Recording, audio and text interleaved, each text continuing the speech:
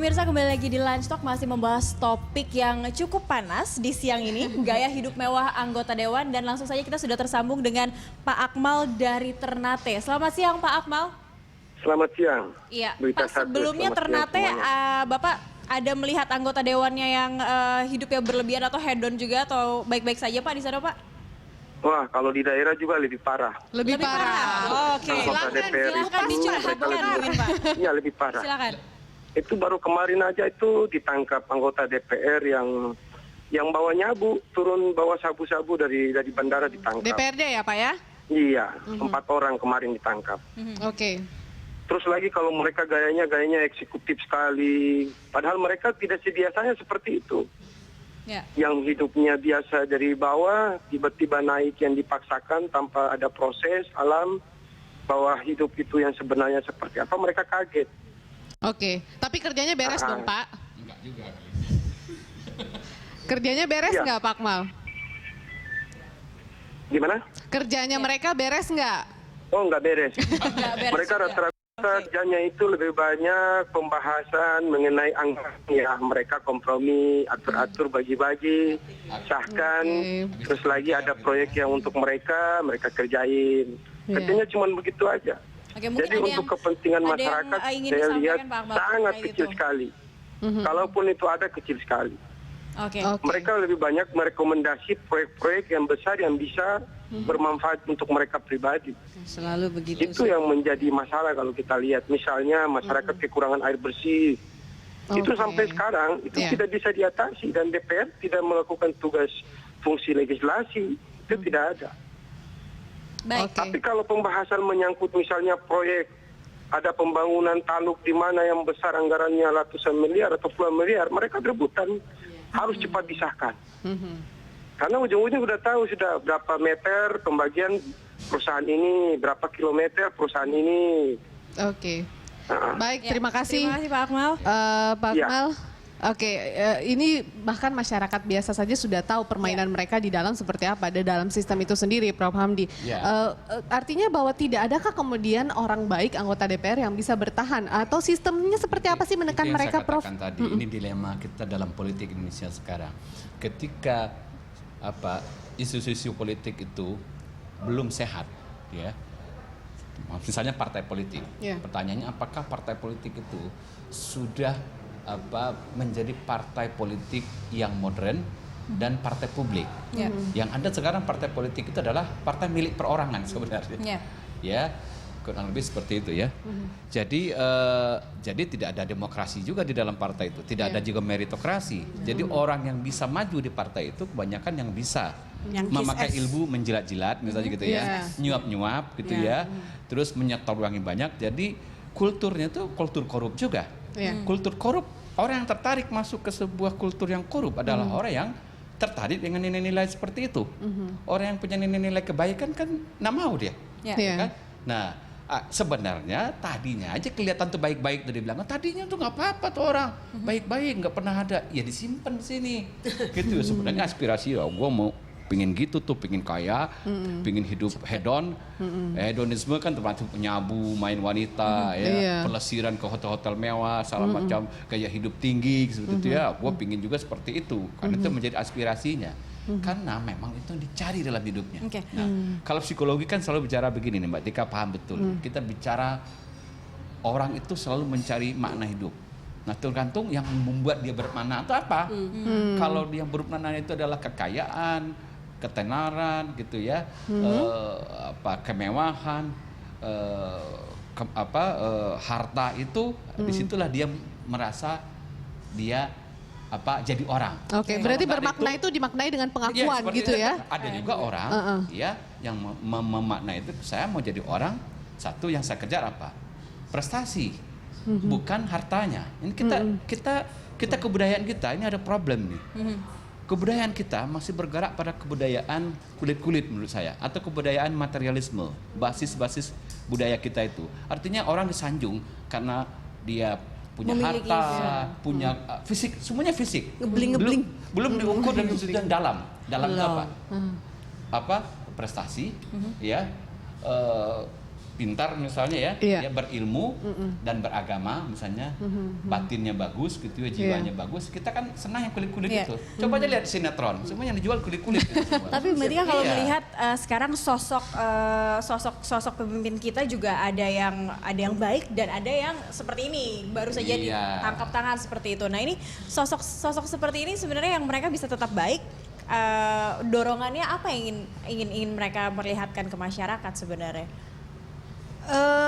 Jadi memang nggak semua orang kan sama ya seperti yang kita bicarain kan nggak. Nah tapi emang kita selalu percaya bahwa yang baik-baik itu pasti kalah kan, itu satu paradigma ya, bahwa lah yang baik percuma deh kalau di tempat itu pasti kalah gitu. Nah tapi ternyata kan ya di atas langit masih ada langit. Masih ada Itu yang Tuhan, tidak gitu disadari ya. oleh Intinya masyarakat. yang dulu pernah digembar-gemborin Satria Piningit pasti akan muncul gitu ya. Yang nggak tahu apakah itu sekarang, saya juga nggak tahu. Tapi intinya pasti akan berbalik lagi lah untuk kembali ada yang baik yang bisa dilihat, yang bisa diharapkan. Manusia itu sejelek-jeleknya, sesengsara-sengsaranya, selama masih ada setitik harapan, dia akan survive kok gitu ya. Nah, jadi kembali ke anggota DPR ini memang menurut saya mereka memang nggak ada attachment ya, empati dengan rakyat, nggak ada lah. Jadi Iya. mereka selama 5 tahun pokoknya untuk membela rakyat itu nggak ada di kepalanya gitu ya. Awalnya mungkin ada, tapi pas masuk sistemnya Nggak shock. ada. Emang nggak ada. Emang nggak ada. Nah kalau kampanye kan cuma baca kertas. Iya. Tapi intisari orangnya nggak ada. Oke. Nggak ada memang. Jadi buat saya ya udah nggak usah diributin. Memang layaknya memang melenceng-lenceng semua. Kayak kemarin Bupati Ogan Komering Ilir masih muda udah ketangkep. Nah itu kan dia pakai narkoba udah lama. Kok masih boleh untuk nyalek misalnya? Iya. Karena kan harusnya tes itu dia nggak lulus harusnya. Betul, ya kan? Jadi betul. ya udahlah, negeri ini membuat saya terbelakang mentalnya dalam SDM ya. Padahal untuk daftar itu jabatan publik itu harus ada surat keterangan bebas narkoba. Kan bisa dibeli di. Oke. Tadi dari Ternate, sekarang ada penelpon dari Makassar, ada Ibu Nina. Halo, selamat siang Ibu Nina.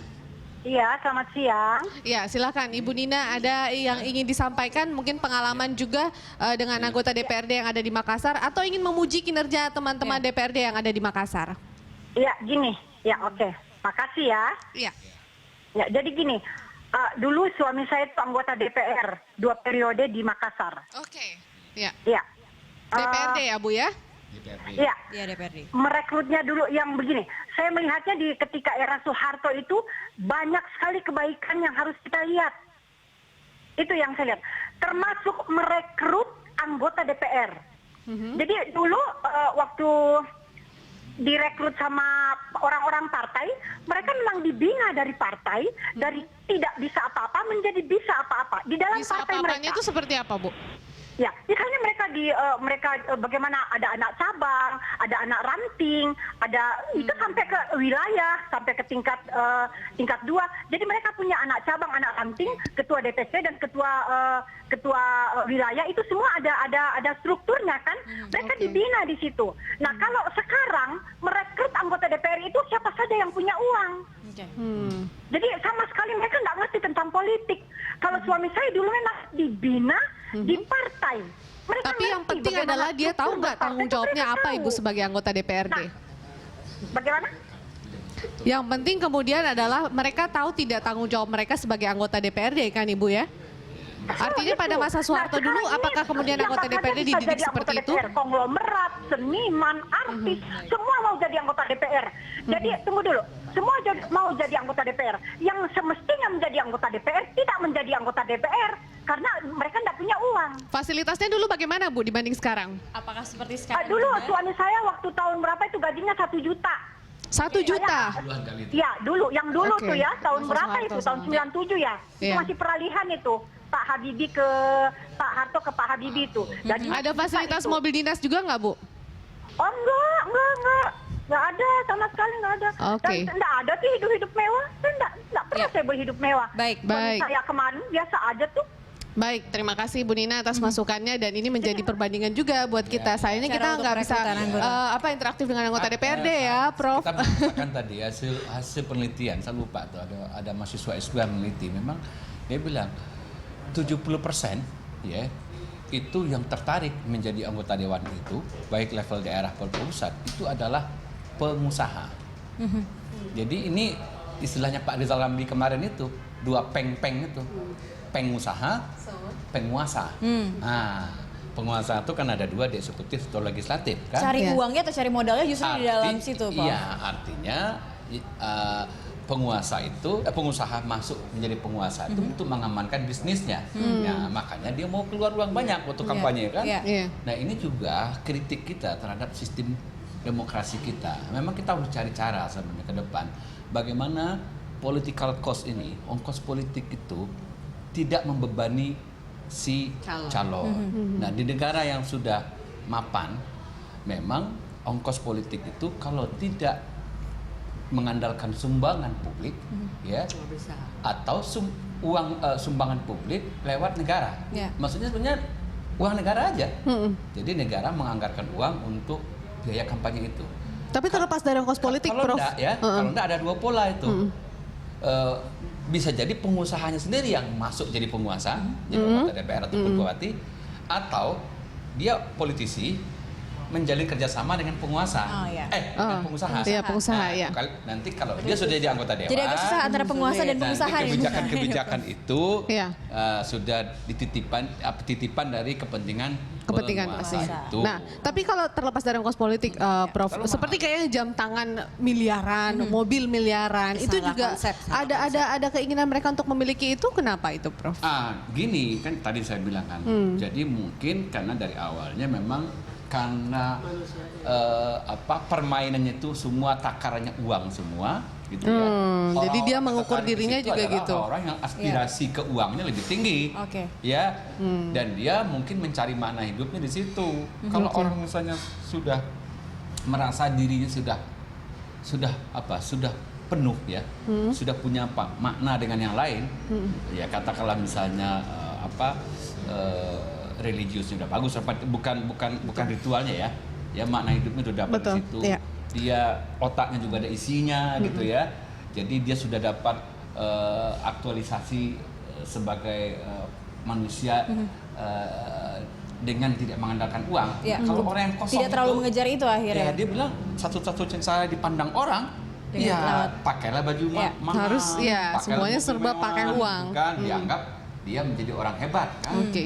Mbak Tika, kalau tadi Bu Dina mengatakan di zaman suaminya menjabat menjadi anggota DPRD gajinya hanya 1 juta. Beda jauh dengan yang 50 juta. Apakah memang kebutuhan manusia itu semakin besar apa yang didapatkan memang akan semakin besar juga atau semakin pengeluarannya dan ingin pengen membeli apapun gitu kepada orang lain di sekitarnya. Kan lain zaman ya, lain zaman. Tapi kok saya lebih paham ya apa yang Bu Nina ungkapin ya, bahwa dulu itu kalau mau jadi anggota DPRD itu memang nyarinya pekeranting itu loh. Jadi harus ada track record dia pernah di organisasi publik atau organisasi politik. Itu dari kecil-kecil loh, kayak dulu ada KNPI ya, itu teman-teman saya yang di situ dari remaja-remaja tuh banyak. Nah itu dulu harus ada rentetan begini. Sekarang mah nggak ada. Proses gitu. Jadi sekarang tuh siapa aja boleh gitu ya. Saya nggak antipati misalnya pelawak pengen jadi anggota DPR ya, tapi kan dia harus mengolah dirinya dia sendiri dulu ya. Dan mental terutama, mentalnya harus berubah. Kalau mentalnya belum berubah, nggak layak jadi anggota DPR atau DPRD gitu loh. Dan zaman dulu saya setuju sama Bu Nina, itu justru penggemblengan itu udah jauh-jauh hari ya buat calon-calon tuh penggemblengan.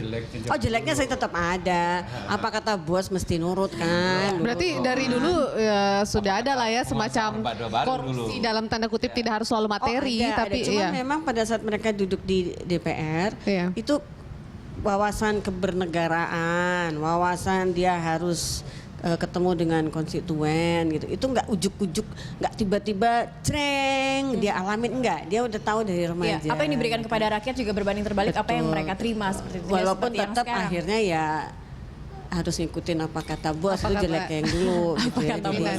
Demokratis juga. Baik, kita masih akan melanjutkan perbincangan di segmen berikutnya, masih mengenai gaya hidup anggota dewan kita yang super mewah. Tetaplah bersama kami di Landstalk.